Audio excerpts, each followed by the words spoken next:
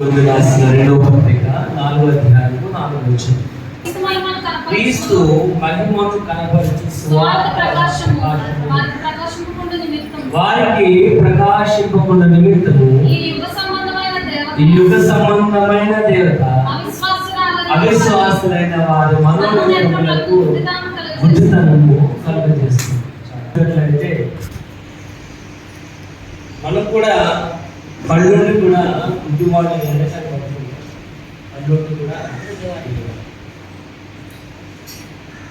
దానికి ఒక best example మనం చెప్పాలి అనుకోవాలి అనుకుంటే, మనం చూస్తుండగానే అమ్మ పిల్లి వచ్చి పాలు తాగి వెళ్ళిపోతుంది, పిల్లి వచ్చి పాలు తాగి వెళ్ళిపోతుంది. కుక్క వంటగది వెళ్ళి వచ్చారు, మనం అక్కడే ఉంటాం. మనం అంటూ ఉంటాం, అయ్యో కళ్ళుండి కూడా నేను చూడలేదు, కళ్ళుండి కూడా చూడలేదు. అంటే మనము కొన్నిసార్లు మన యొక్క జీవితంలో ఆలోచన చేసినట్లయితే మన కళ్ళుని కూడా కనపడని వారుగానే చూడని వారుగానే ఉంటారు. రాయబడించింది యుగ సంబంధమైన దేవత అవిశ్వాసులైన మనోనేత్రములకు గుడ్డితనము కలుగజేస్తుంది. అంటే వారి కళ్ళున్నాయి కానీ చూడలేకపోతున్నారు, కళ్ళున్నాయి చూడలేకపోతున్నారు. మనం కూడా కళ్ళుండి కూడా మనం అంటూ ఉంటాం, కప్పున ఎవరిని పడిపోయారు అనుకోండి, మనం అంటూ ఉంటాం కళ్ళు నెత్తిలో పెట్టుకున్నాం ఏంటంటే, అంటే వాడు కళ్ళుండి కూడా చూడలేకపోయారు. ఒకసారి మనం ఆలోచన చేస్తున్నట్లయితే వీళ్ళు ఎటువంటి వారు అంటే చూచుచున్న గుడ్డివారు. అంటే వాళ్ళు చూస్తున్నారు కానీ వాళ్ళ కళ్ళుకి చూపు అనేది కనబడట్లేదు. కాబట్టి మనము కూడా అటువంటి వారమే రాయబడుచుంది వాక్యం. ఎందుకంటే పై వచనంలో అంటున్నాడు, దేవుని స్వరూపేయున్న క్రీస్తు మహిమ కనబడుచు సువార్త ప్రకాశం మనం చూడలేక మన కళ్ళైపోతుంది, అంటే గుడ్డు కళ్ళైపోతుంది. అంటే యేసు ప్రభు యొక్క సువార్త ప్రకాశము మనము చూడలేనటువంటి వారిగా ఉండిపోతుంది. గల కారణం ఏంటో నేర్చుకుంటాం. ఎందువల్ల ఆయన యొక్క సువార్త యొక్క ప్రకాశము మనం చూడలేకపోతున్నాం, దాని గల కారణాలు ఏంటి, ఎందుకు మనము చూస్తున్న గుడ్డివారిగా ఉన్నాం అని వాక్య భాగం మనకు తెలియజేస్తుంది. రాయబడుచుంది, యుగ సంబంధమైన దేవత అవిశ్వాసులైన వారి మనోనేత్రములకు గుడ్డితనము కలుగజేస్తుంది. అంటే వారి కళ్ళుండి కూడా చూడలేకపోతున్నారు. కానీ ఎందుకు మనం కళ్ళుండి కూడా చూడలేనటువంటి వారిగా గుడ్డివారిగా ఎందుకున్నాము అని దేవుని యొక్క వాక్య భాగం తెలియజేస్తుందో నేర్చుకుందాం. యోహాను పత్రిక 1వ యోహాను పత్రిక 2వ అధ్యాయము 11వ వచనం చూద్దాం. చీకటిలో ఉండి చీకటిలో నడుచుచున్నాడు, చీకటి అతని కనులకు గుడ్డితనము కలుగజేస్తాను కనుక తాను ఎక్కడికి పోవచ్చున్నాడో తెలియదు. ఇక్కడ మొదటి రాయం, ఎందుకు మనము చూస్తున్న గుడ్డి వారిగా ఉంటున్నాం,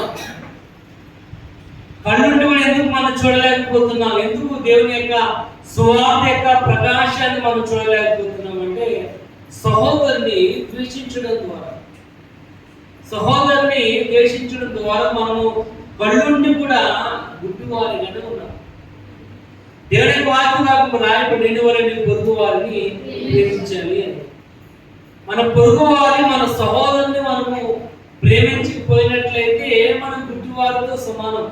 ఇక్కడ అంటున్నాడు ఆయన, తన సహోదరుని ద్వేషించేవాడు చీకటిలో ఉన్నాడు అని. తన సహోదరుని ప్రేమించిన వాడు చీకటిలో ఉన్నట్లే. మనకు కూడా కళ్ళు బాగా కనబడుతూ ఉంటాయి మనకి, కానీ కరెంటు పోయింది అనుకోండి, పక్కన బిందులు తగ్గేస్తాం, పక్కన ఉన్న దాపం కూడా. అంటే లైట్ ఉన్నంత వరకే మనం కళ్ళున్న వారు, చీకట్లో మనము గుడ్డి వారితో సమానం. గుడ్డి వారు ఎలా ఉంటారో, కళ్ళుండి కూడా కరెంటు పోతే మనం కూడా గుడ్డి సమానం. కాబట్టి ఎక్కడ కూర్చున్నాడు అక్కడే ఉంటాం, కథలం కరెంట్ వచ్చేదాకా. మాత్రమే కరెంట్ వచ్చేదాక ప్రార్థన చేద్దాం, కరెంట్ మీద రావాలి. కానీ ఇక్కడ రాయబడుచుంది, చీకట్లో సహోదరుని ద్వేషించేవాడు చీకట్లో ఉన్నాడు, చీకట్లో వాడు నడుచున్నాడు. చీకట్లో ఎక్కువ దూరం వెళ్ళకుండా పగలు గంటలో రాజమండ్రి వెళ్ళిపోగలం, కానీ చీకట్లో గంటలో రాజమండ్రి నుంచి ఇంటికి రాలేదు. ఎందుకంటే చీకట్లో ఎవరు కనపడుతుంది. మన లైట్ మనం ముందు కనపడతాం తప్ప దూరంగా ఉన్నవాడు కనపడతాడు. కానీ పగలు మాత్రమే అలాంత దూరం ఉన్నవాడు కనపడతాడు. మనం ఎంత ఫాస్ట్కి వెళ్ళిపోయినా పని కంట్రోల్ చేయగలం. చీకటిలో కుదరదు. చీకటి నడుచున్నాడు.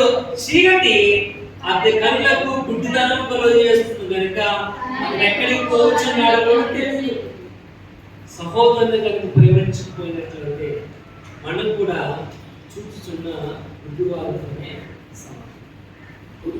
కాబట్టి ఇక్కడ రాయబడుచుంది, మనము అటువంటి వారితో ఉండకూడదు. చూడు 9వ వచనం ఒకసారి, అదే అధ్యాయంలో వెలుగులో ఉన్నానని చెప్పుకోవచ్చు, తన సహోదరుని ద్వేషించువాడు ఎప్పటి వరకు చీకటిలోనే ఉన్నాడు. ఏంటంటే వెలుగులో ఉన్నానని చెప్పుకోవచ్చు, అంటే నా కళ్ళు బాగా కనబడుతున్నాయని చెప్పుకోవచ్చు. రాయబడుతుంది, తన సహోదరుని ద్వేషించువాడు రాయబడుతుంది. అన్న బాగా చూడగలుగుతున్నామని చూడనటువంటి వారిగా కనబడుతుంది. మన కళ్ళు ఎక్కడ బాగా కనబడుతున్నాయో టెస్ట్ చేయాలంటే సూదులు దారం ఎక్కించాలి. సూదులు అప్పుడు మన కళ్ళు బాగా కనబడుతున్నాయో లేదు కనబడుతుంది.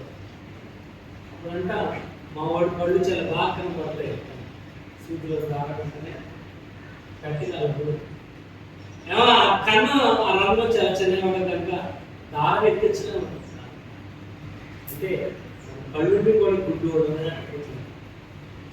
ఇక్కడ రాయబడొచ్చింది, చీకట్లో వెలుగులో ఉన్నారని చెప్పుకోవచ్చు. తన సహోదరుని ద్వేషించు వాడు మాత్రము వాడు ఇంకా కూడా చీకట్లో ఉన్నట్లు. చీకటి ఏముంటది? చీకట్లో ఏముంటది? చీకట్లో భయం ఉంటుంది. చీకట్లో భయం. చీకటి అంటే అందరికీ ఇష్టమైనది కాదు, చాలా భయం. మన ఇల్లు అయినప్పుడు కరెంట్ పోగానే లోపలికి రావాలంటే గొప్పలు ఏమవుతుందో, ఏం కలగొస్తుందో, గమని ఏది వాటి అడ్డంతో ఉంటుందో భయం. మన ఇల్లే చీకటిలో భయం. అంటే సహోదరుని కనుక ప్రేమించుకున్నట్లు మన వెలుగులో ఉన్నా కానీ చీకటిలో ఉన్న వాళ్ళతోనే సమానం, బుద్ధి వాళ్ళతో సమానం. నేను రాయబడి యుగ సంబంధమైన దేవత మనోన్నతమైన బుద్ధితాన్ని. ఎందుకంటే సహోదరుని మనము ప్రేమించుకుంటాం. సహోదరుని ఎడల ప్రేమ లేకపోవడం వల్ల సాతాను మన యొక్క జీవితంలో అనేక రకాలుగా మనల్ని మోడిఫై చేస్తూ ఉంటాడు. అనేక రకాలుగా మనల్ని ఇబ్బంది పెడుతూ ఉంటాడు. అనేక రకాల ఇబ్బందులు గురి చేస్తూ ఉంటది. మనము చూసి కూడా చూడనటువంటి వారు కలుగుతూ. ఒకసారి చూడండి, కళ్ళు మన కళ్ళు బయలుగా వేసి ఇవ్వమంటారు. చాలాసార్లు నా కళ్ళు బయలుగా వేసి అదేంటి ఎదురున్న ఇమేజ్ మనకి క్లియర్గా. ఎందుకంటే ఆ కళ్ళు బయలుగా వల్ల ఏమైపోతే మనం నడిచే నడక సరిగ్గా లేక మన కాలు స్లిప్ అయ్యి మనం పడుతాం. ఇక్కడ రాయబడి వచ్చిన మాట ఏంటంటే, ఏమని సహోదరు కనుక ద్వేషించినట్లయితే ఇక్కడ మన సహోదరుని మనం ప్రేమించాలి. యేసు ప్రభువు తన సహోదరుని ఏ విధంగా ప్రేమించాడు, ఆయన ఏ విధంగా ప్రేమ కలిగిన వాడిగా ఉన్నాడు. మనం కూడా మన సహోదరుని ఎందుకంటే విధువులే. ఒకసారి చూడండి, 2:3 అధ్యాయం ఒకసారి చూద్దాం. 2:3 వచ్చింది. ధనవృద్ధి చేయించున్నాను, నాకేమీ పొదుపలేదని చెప్పుకుంటూ ఇక్కడ రాయబడుతుంది.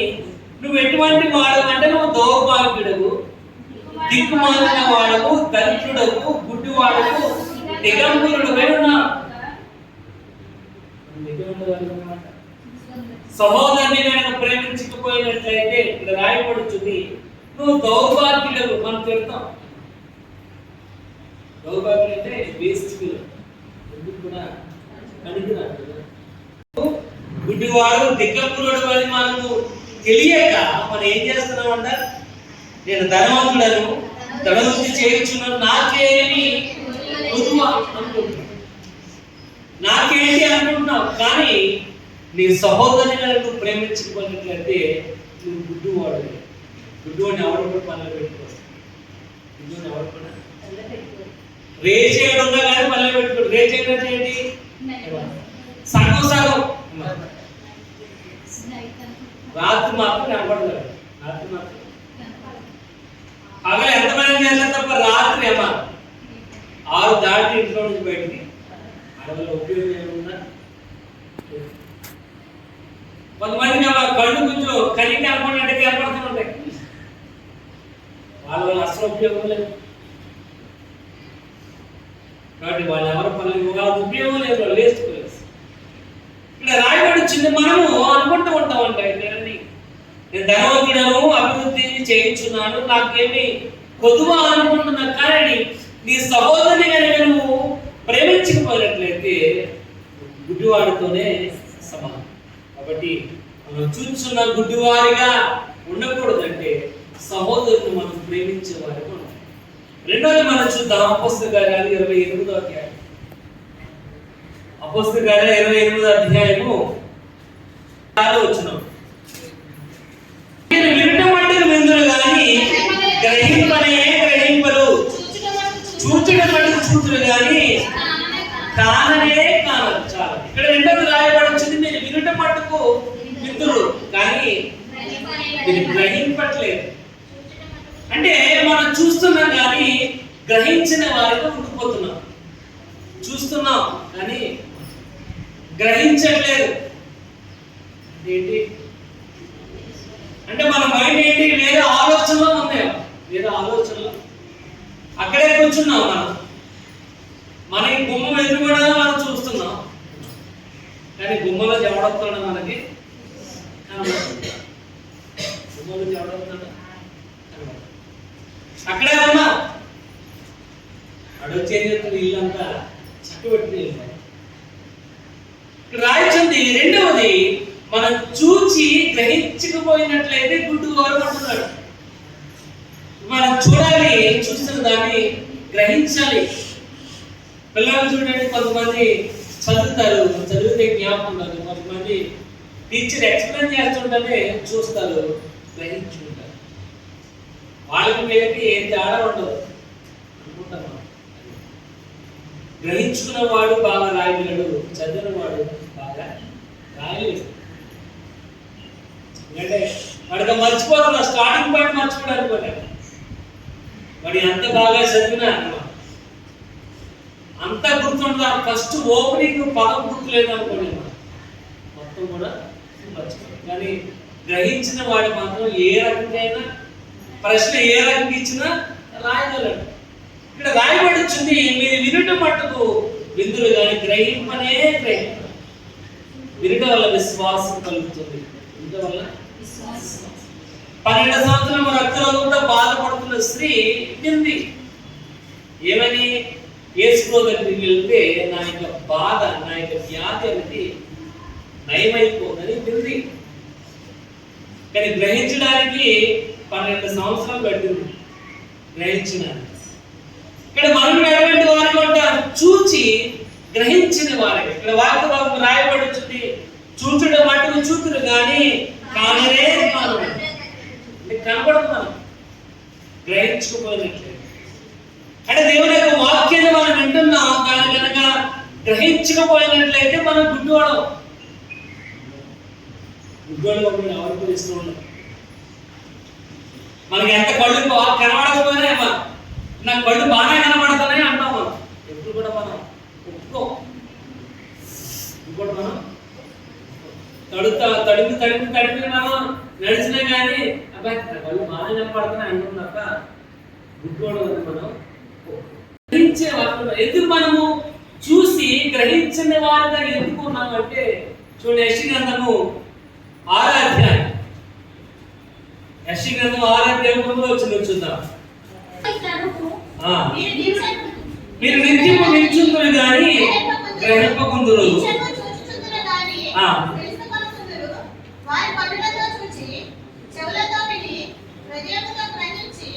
మనసు మార్చుకొని ఈ జనులు ఈ హృదయము ప్రభు చేసి వారి చెవులు మంటపరిచి అని ఎందుకు మనం చూసి గ్రహించని వారిగా ఎందుకున్నామంటే మన హృదయం ఏమైందంట? కొవ్వట్టేసిందమ్మా. ఏమైందంటే మన హృదయం కొవ్వు పట్టేసింది. పిల్లలు కొట్టినప్పుడు అమ్మా మన పిల్లలు కొట్టామని కాబట్టి మనం అంటే పిల్లలు కొట్టినప్పుడు వాడు దెబ్బ తగలదు అనుకోండి మనం అనుకుంటాం. ఎందుకంటే ఆ కొట్టిన దెబ్బ ఆయన తగులుతుంది. కుబేం చేసింది దెబ్బలు కాసేసి మనం అంటూ ఉంటాం కుబ్బట్టేసి. ఒక్కోసారి మనం ఎంత గట్టిగా అరిచినా ఎంత గట్టిగా అరిచినా ఏమన్నా చెవి ఏమైంది చెవి ఏమైపోయింది మనం వాళ్ళ హృదయం ప్రభు చేత వారి చెవులు మందపరుచుకున్నారు కనుక వారు గుడ్డోళ్ళు ఎవరిలో చూసి గ్రహింపని వారు. మనం కూడా దేవుడి యొక్క వాక్యాన్ని వింటాం, చూస్తాం, దాని ప్రాముఖ్యతను మనం గ్రహించం, దానికి ఇంపార్టెన్స్ మనం గుర్తించం.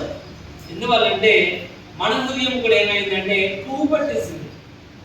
మన హృదయం కూడా కొవ్వట్టేద్దాం వల్ల చూడండి హార్ట్ చాలా స్లోగా పంపింగ్ అవుతుంది. నిమిషానికి 72 సార్లు కొట్టుకోవాల్సింది 50 సార్లు కొట్టుకుంటుంది. హాస్పిటల్కి వెళ్తాం, డాక్టర్ గారు ఏమైందంటే నీ గుండు చుట్టూ ఏమైందంటే పువ్వు పట్టేసింది. పువ్వు పట్టేసిన వాళ్ళు ఏమైంది గుండె వేగాన్ని తగ్గించేసింది. దానివల్ల 70 సంవత్సరాలు బతకవలసింది 60 సంవత్సరాలు చచ్చిపోతాం. మనం చూచి కనుక గ్రహించకపోయినట్లయితే మన హృదయం కూడా పువ్వు పట్టినట్లే గుడ్డు వరకు రాయబడి వచ్చింది. వారు విందురు కానీ గ్రహింపరు, చూతురు కానీ తెలుసుకొందరు. వారు కనులతో చూసి చెవులతో విని హృదయంతో గ్రహించి వారు మనస్సు మార్చుకోకపోతే వారి హృదయం పువ్వు పట్టినట్టు అని రాయబడి వచ్చింది.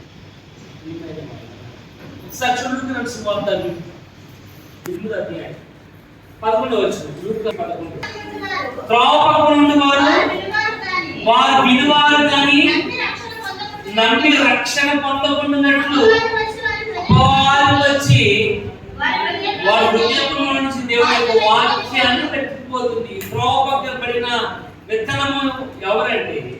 విత్తనం అనేది దేవుని యొక్క వాక్యం. ఆ విత్తనం పడగానే వారు గ్రహింపలేకున్నారు కనుక ఆ విత్తనం పడగానే వాళ్ళు ఏంటంటే ఇది విత్తనం అనే ఆలోచన వాళ్ళకి లేకపోవటం వల్ల, దాని యొక్క ప్రాముఖ్యత దానికి ఇవ్వకపోవటం వల్ల అపవాది వచ్చి ఆ విత్తనములు ఏం చేస్తుందంట ఎత్తుకుని పోతుంది. కానీ మన గుడ్డు వారితో సమానం.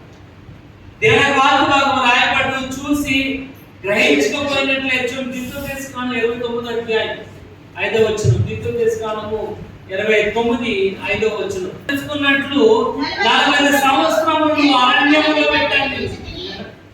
మనం కూడా చూసి గ్రహించకపోయినట్లయితే ఆయన కూడా మనల్ని అరణ్యంలో పెట్టేసి వారు. అరణ్యంలో ఇల్లు ఉండదు.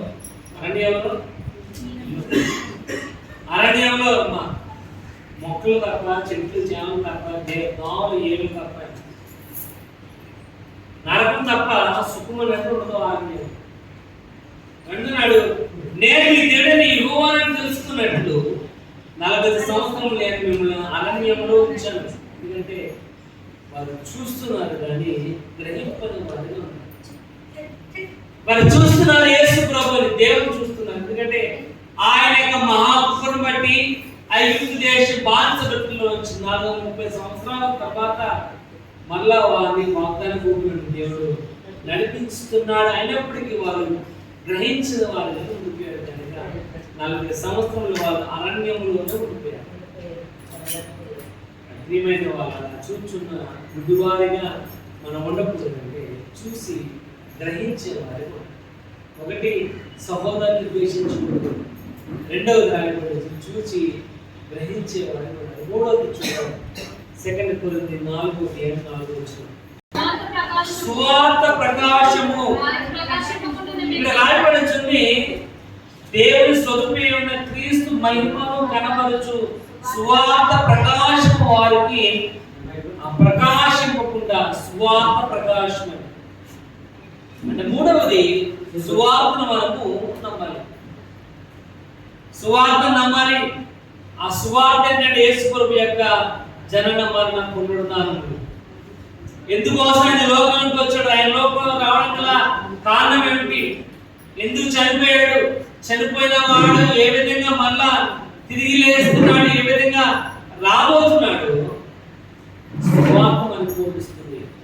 సువార్త ఏం చేయాలంటే సువార్త నమ్మాలి. దేవుని వాక్యం నమ్మాలి. ఎందుకంటే రాయబడుతుంది క్రీస్తు మహిమ ప్రకాశింపకుండా. సువార్త యొక్క ప్రకాశం నీ మీద పడకుండా ఏం చేస్తుందంట? గుడ్డితనాన్ని కలుగు చేస్తుంది. యుగ సంబంధమైన ఇక్కడ సువార్త నీ మీద పడాలంటే నీ కళ్ళు తెరవబడాలి, చూడాలి. చూచి నమ్మిన వారికంటే చూశారు నమ్మరు. చూడకుండా నమ్ముతున్నాం. చూడకుండా మనం నమ్ముతున్నామంటే దానికి ఆధారం సువార్త. దేవుని యొక్క వాక్యాన్ని మనం ఏం చేయాలంటే నమ్మాలి. దేవుని యొక్క వాక్యము నా కోసం రాయబడింది అనే ఉద్దేశం మనం చదవాలి. అప్పుడే ఇది నీతో మాట్లాడుతుంది. ఆ వాక్యం నిన్ను బలపరుస్తుంది. ఆ వాక్యం నీ యొక్క ఇబ్బందుల నుంచి బయటికి తీసుకురాలి. మనుషులు నమ్మడం కంటే యెహోవాను ఆశ్రయించుతారు. ఇక్కడ సువార్త అంటే నమ్మాలి. అందుకోసమే దేవుడు తన అతిథి కుమారుని రూపంలో పంపించిన ఆయన నీకోసం తన ప్రాణాన్ని పెట్టాడు. అమూల్యమైన రక్తము ద్వారా పేదలు అంటున్నాడు, నిష్కలంకమైన నిర్దోషమైన రక్తము ద్వారా మాత్రమే మనకి విమోచన. ఇక్కడ ఆయన తన కుమారుని పంపించడం ద్వారా అతను చూడండి, అదే అధ్యాయం చూడండి, 6 చదవండి, 4 చదవండి. తన మహిమను గురించిన జ్ఞానము యేసుక్రీస్తును వెల్లడిపరచుటకు మీ హృదయములలో ప్రకాశించెను.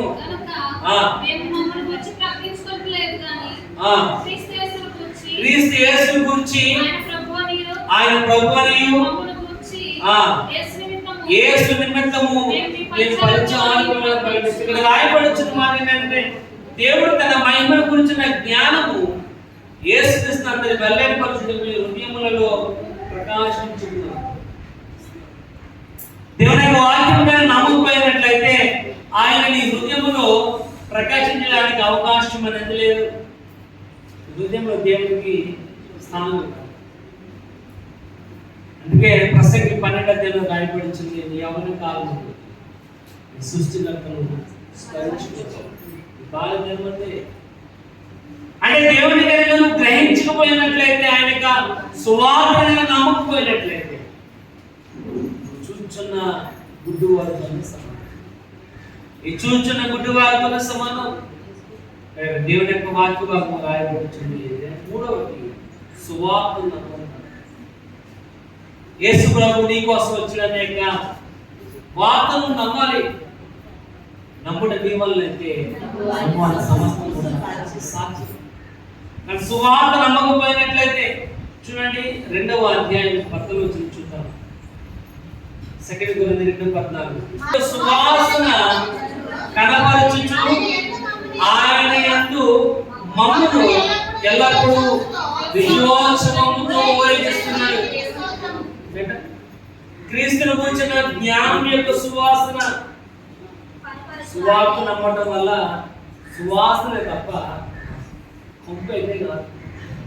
మనం ఒకరోజు మొహం కడగకపోతేనే ఒకరోజు మొహం కడగకపోతేనే మన పక్కన ఉన్నవాడు మనల్ని చూసి విసర్జించుకుంటాడు. అసలు మనం ఎంత స్వీట్ గా మాట్లాడినా, పంచదార వేసి మాట్లాడినా ఆ వాసన చాలా ఇక్కడ రాయి సువార్త నమ్ముట వలన,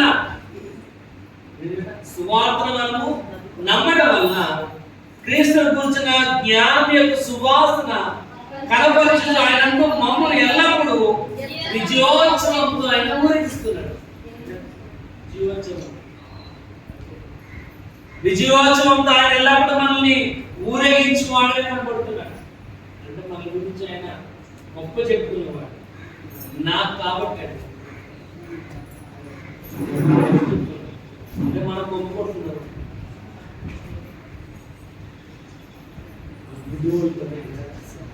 మూడోది రాయబడిన సువార్తను మనము నమ్మకపోయినట్లయితే మనం చూస్తున్న గుడ్డివారు. నాలుగోది చూద్దాం, 23వ అధ్యాయం మత్తయి సువార్త. మందమతులైన మార్గదర్శకులారా, చాలండి. ఇక్కడ రాయబడుతుంది మందమతులు అని. అదే అందులైన, అందులైన అంటే కళ్ళు కనపడిన గుడ్డోడు. కళ్ళు కనపడిన వాళ్ళు ఏమంటారు? అందులో అంటారు. మార్గదర్శి అంటే ఎవరు? మార్గదర్శి అంటే మార్గాన్ని చూపించేవాడు, దారి చూపించేవాడు. అంటే మనకు దిక్చూచి లాంటి వాడు, మనం ఎటు వెళ్ళాలో మనకి మన మార్గాన్ని చూపించేవాడు. రాయబడుతుంది, అయ్యో అందులైన మార్గదర్శకులారా. దారి చూపించకపోయినట్లయితే మనం కూడా గుడ్డోళ్ళమే. అదేంటే మనము దారి చూపించాలి. దారి చూపించకపోయినట్లయితే మనం కూడా గుడ్డివాడితో సమానం. ఏ దారి చూపించాలి అంటే రక్షణ మార్గాన్ని చూపించాలి. యేసు ప్రభు అంటున్నాడు, నేనే మార్గము సత్యము జీవము. నాతో ఉన్నవాడు తండ్రి వద్దకు ఆయన చూపించాడు మార్గాన్ని. కానీ క్రిస్టియానిటీ అంటే మార్గం, మతం అయితే క్రిస్టియానిటీ అనేది కులం కాదు, క్రిస్టియానిటీ అనేది మతం కాదు, మార్గం. కాబట్టి యేసే మార్గం. రాయబడుతుంది, మనము మార్గాన్ని కనుక చూపించకపోయినట్లయితే మనం చూస్తున్న గుడ్డి వారితో సమానం. నేను చూస్తున్నానమ్మా, ఎప్పుడు పిల్లలతో తెలియదు, చూస్తూనే ఉన్నా కానీ పిల్లి ఎప్పుడు వెళ్ళిందో మనకి తెలియదు. దాని చేసుకుని బయటికి తాగవసలు నువ్వు చెప్పిందని తెలిస్తే చాలు. మనం అది ఎంత లీటర్ 60 రూపాయలు ఎట్టుకుంటున్న పాలు మాట్లాడు. ఆ పై పాలు తీసి మిగతా పాలు మనం తాగుతామే అంటారు. గుర్తెట్టు ఉంటుంది కనుక అది మనం తాగుతాం. కానీ మరి ఇప్పుడు పడుకున్నప్పుడు మనం చూస్తుండగానే ఇల్లు వచ్చేది. ఇక్కడ వాటి వరకు రాయబడుతుంది, ఇతరులకు మనము బోధించకపోయినట్లయితే మనం గుడ్డివాడు. ఏం బోధించాలి అంటే ఏదైతే నీ జీవితాన్ని మార్చుదో, ఏదైతే నీ రక్షణ అనుభవంలో తీసుకుని వచ్చిందో దాన్ని నువ్వు అనేక మందికి తెలియచేయాలి, సాక్షిగా ఉండాలి. పేద ఆవిడ తనకున్నదంతా కూడా అమ్మేసి ఏం చేసింది? ఉన్నదంతా కూడా అమ్మేసి ఆ కాను డబ్బాలో వేసేసింది. వేసుకొని చూసంటే మీరు ఎక్కడైతే నిలబడి వాక్యం చెప్తారో, మీరు ఎక్కడైతే నిలబడతారో ఈవిడ గురించి మీరు సాక్ష్యం చెప్పండి. ఎందుకు? ఆవిడకు ఉన్న మొత్తంలో లేబుల్ ఇచ్చిందని. ఇప్పుడు మనకెళ్ళి సాక్షి ఉండాలి సార్, సాక్ష్యం చెప్పడానికి. లేకపోతే హృదయ గ్రూప్ పెట్టాలి, ఇంకా సాక్ష్యం చెప్పండి. మాస్టర్ నేను చెప్పేది ఇవ్వాలి. మీరు చెప్పేది ఒక ఆవిడ 3 రోజులు రాత్రి ఆ ఫస్ట్ రోజు మొత్తం నాకు కూర్చోబెట్టి టీచమ్మా మొత్తం చెప్పేసినాను. మాస్టర్ అండి సాక్షి నువ్వు చెప్పమంటావు కదా, చెప్పేది నేను చెప్పలేకపోతే రాజారు సాక్షిగా ఉండాలి. దేవుడు చేసిన కార్యాలు మనం సాక్షిగా ఉండాలి, ఇతరులకు మనం బోధించాలి. ఇక్కడ రాయబడుతుంది ఏంటంటే అందులైన మార్గదర్శకులారా. ఇక్కడ మన మార్గమును చూపించకపోయినట్లయితే మనం గుడ్డోళ్ళతో సమానం. మనం అనుకుంటూ ఉంటాం మనకేంటి అని, నాకేంటి అని, నాకేంటి అని. నువ్వు కనుక దేవుని యొక్క మార్గాన్ని కనుక బోధించకపోయినట్లయితే నువ్వు కూడా గుడ్డోడితో సమానం. చూడు మత్తయి సువార్త 28వ అధ్యాయము ఆఖరి వచనం చదువుకుందాం. వాటన్నిటినీ గైకొనవలెనని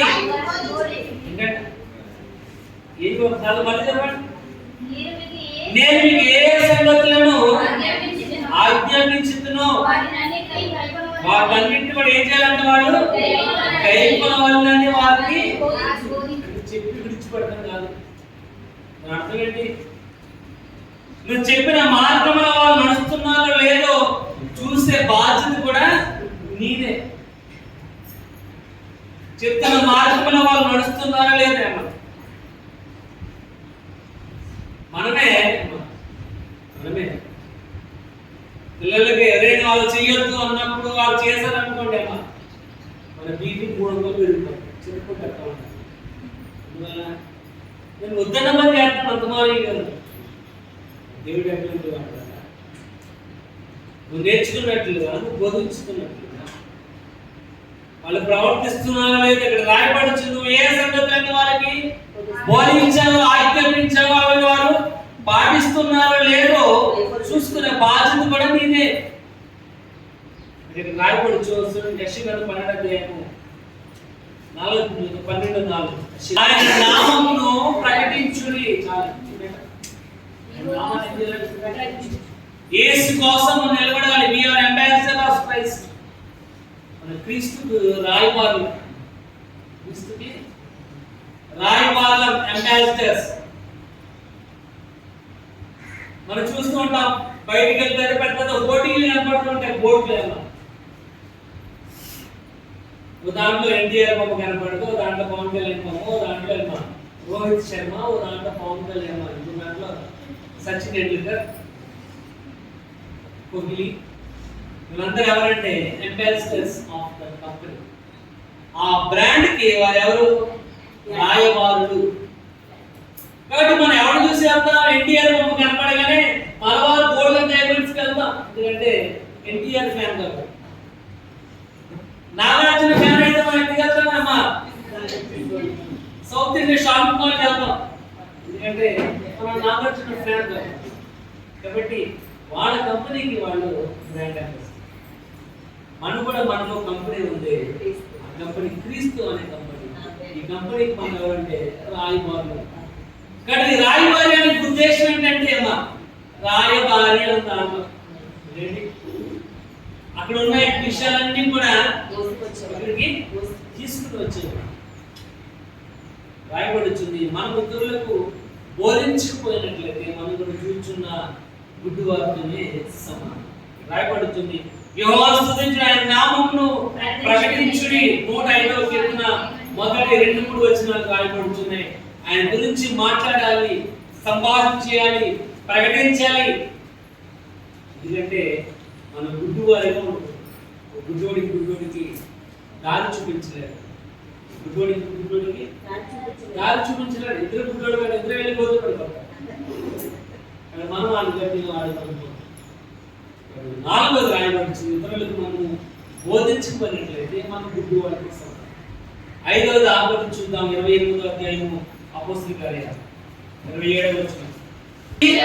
చెవులారా విని మనసారా గ్రహించి నా వైపు తిరిగి నా వలన స్వస్థత పొందకుండానట్లు వారి హృదయం కృపి ఉన్నది, వారి చెవులతో మందముగా విని కళ్ళు మూసుకుని ఉన్నారు. పిల్లలు మనం కుట్టేసాం, కొట్టేసాం. ఇప్పుడు వాళ్ళే దగ్గర రమ్మని పిలిచే వస్తుంది. అలాగే మన దగ్గరకు వస్తున్నా చెయ్య బలవాన్ని వాటి లాక్కొచ్చినా కానీ అమ్మా కళ్ళు పూసుకుంటారు. ఎందుకంటే మనల్ని చూడటం వాళ్ళకి ఇష్టం లేదు, కళ్ళు పూసుకుంటారు. మన ఎంతగా బతులంటే కానీ మనం కసిరేరాన్ని కొట్టేసాం. ఆ యొక్క కోపం తగ్గాలంటే మనం ఎంతగా బతులంటే కానీ అమ్మా మన దగ్గర వాళ్ళు కళ్ళు మూసుకుంటారు. ఎప్పుడు అబ్జర్వ్ చేయలేదు. కాబట్టి కళ్ళు ఎప్పుడు మూసుకుంటారంటే మనం అంటే ఇష్టం లేదు. మన మీద జ్ఞానం ఇక్కడ వాక్య భాగం రాయబడుతుంది. ఈ ప్రజలు కనులారా చూచి చెవులారా విని మనసారా గ్రహించి ఏం చేస్తారంట? రాయబడి నా వైపు తిరిగి నా వలన స్వస్థత పొందకుండానట్లు ఏం చేస్తుందంట? కృపింది. అంటే మనం కళ్ళారా చూసి చెవులారా విని మనసారా గ్రహించి ఇది ఎవరి వల్ల జరిగిందంటే నా వల్ల జరిగింది అనుకుంటున్నాం. నా వల్ల జరిగింది. లుథరన్స్ పండుగ టైంలో ఒక వ్యక్తి కనబడుతున్నాడు. ఆ నెల ఆ సంవత్సరం సమృద్ధిగా పండేసింది. అంటే చదవండి 12:18 చదవండి. లుక 12:18 నా కట్లు ఇప్పి పైకి వస్తున్నాడు సార్. అప్పుడు అతడు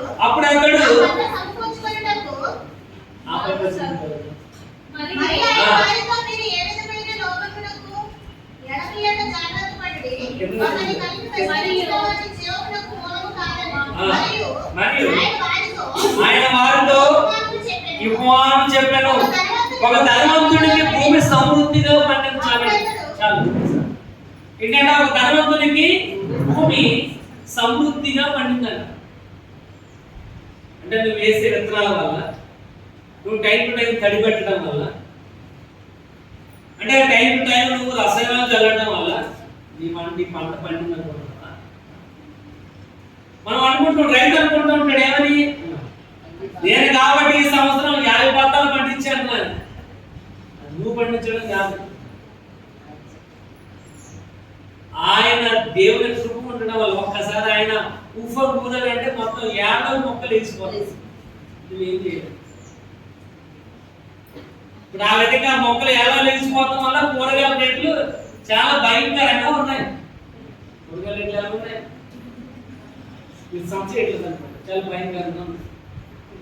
ఇక్కడ రాయబడుతుంది ఏంటంటే ఒక ధనవంతుడి భూమి సమృద్ధిగా పండిందంట.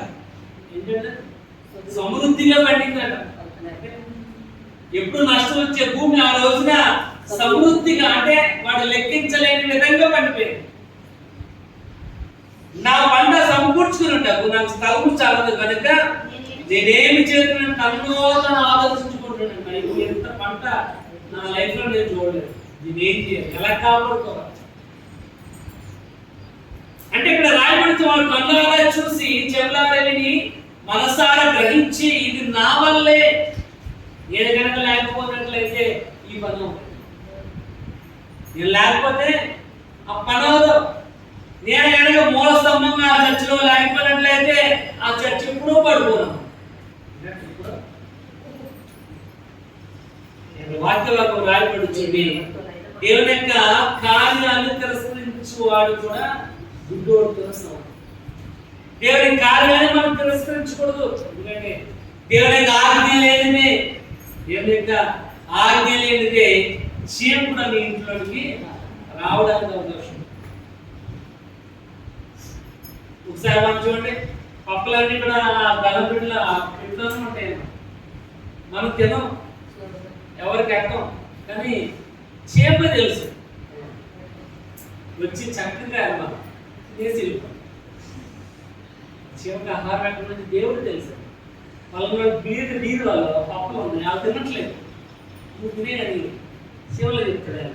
వచ్చి చీమలన్నీ కూడా తినేసి వెళ్ళిపోతాయి. మనకు తెలియదు ఆలోచన తర్వాత చంద్రబాబు ఖాళీగా ఉంటున్నాం, ఎందుకంటే అవన్నీ తినేసి. ఇక్కడ అనుకుంటున్నాడు ఏమంటున్నాడు, నా వల్ల, నేను వేసిన మందుల వల్ల, నేను వేసిన టైం టు టైం నీళ్ళ వల్ల, రసాయనాల వల్ల, ఆటల వల్ల, ఇట్ల వల్ల సమృద్ధిగా పడింది అనుకుంటున్నాడు. కానీ ఈ దేవుని వల్ల అని మాకు ఆలోచన ఏమన్నా కూడా మనం కూడా ఎటువంటి వారిని ఉంటాం, దేవుని కార్యాలు తిరస్కరించేవారు. మనం అనుకుంటే ఏ బిడ్డ వేసుకోకుండానే జ్వరం తగ్గిపోతుందంటాం. ఏ బిడ్డ వేసుకోకుండానే జ్వరం తగ్గిపోతుందంట. ఎలా తగ్గింది? ఆయన ప్రేమ నీ మీద ఉంటుంది, ఆయన కృప నీ మీద ఉంది కనుక. ఎందుకంటే అడగకుండానే భద్రత రాయబడిచి మనం ఏం అడుగుతామో మనం అడగకుండానే ఆయన తెలుసు. కానీ మనం దాన్ని తిరస్కరించినట్లయితే మనం చూచున్న గుడ్డివారితో సమానం. ఇక్కడ రాయబడుతుంది ఆ ధనవంతుడు అనుకున్నాడు, కానీ ఆ కింద వరకు రాయబడుతుంది ఆ రోజు రాత్రే వాడి ప్రాణాన్ని పోగొట్టుకున్నాడు. అది రాత్రి చచ్చిపోయాడు. వాడు కనుక ఎవరు ఆ ధనవంతుడు కనుక ఇది నా వల్ల కాదు దేవుని వలన ఇంత సమృద్ధి అయిన పండుగ చేతికి వచ్చింది అనుకున్నట్లయితే అది చనిపోకూడదు. అనుకున్నాడు, నా వల్ల అనుకున్నాడు, చనిపోయాడు. ఎవరి వల్ల అవుతుందని రాయబడుతుంది. దేవుని కార్యాలు మనము ఎదిరించినట్లయితే చూచున్న గుడ్డివారితో సచ్చుని అదే అపొస్తలుల 26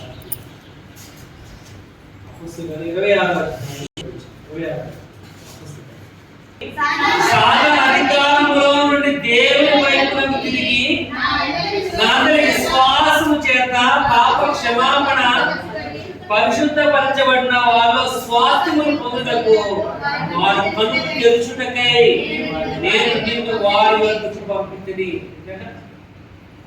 వారి కన్నులు తెరుచుటకై అంటున్నాడు. ఎందుకు వారి కన్నులు తెరవాలి అంటే ఇక్కడ రాయబడుతుంది, చీకటిలోని వెలుగులోనికి సాతాను అధికారములో నుండి దేవుని వైపు తిరుగుట. సాతాను యొక్క అధికారంలో దేవుని వైపు తిరుగుటకును నాందరి విశ్వాసము చేత పాప క్షమాపణ కలుగుటకును వారి కన్నులు తెరవబడటానికి రాయబడుతుంది. ఇక్కడ మనం చూచున్న గుడ్డివారిగా ఉండకూడదు అంటే దేవుని కార్యాలు మనం తిరస్కరించకుండా అంగీకరించి వారికి ఉండాలి. ఏదేమైనా దేవుని వల్లనే అనుకో. నష్టం వచ్చిన, బాధ వచ్చిన, సంతోషం వచ్చిన, సుఖం వచ్చిన దేని వల్ల దేవుని వల్లనే తప్ప దేని వల్ల యోబు యొక్క జీవితం మనకు తెలుసు. అలా ఎలాగైనా చుట్టూ కంచి వేశాడు. మన జీవితానికి చుట్టూ కంచి వేశాడు. కంచి కాదు రావడానికి కూడా దమ్ము అనేది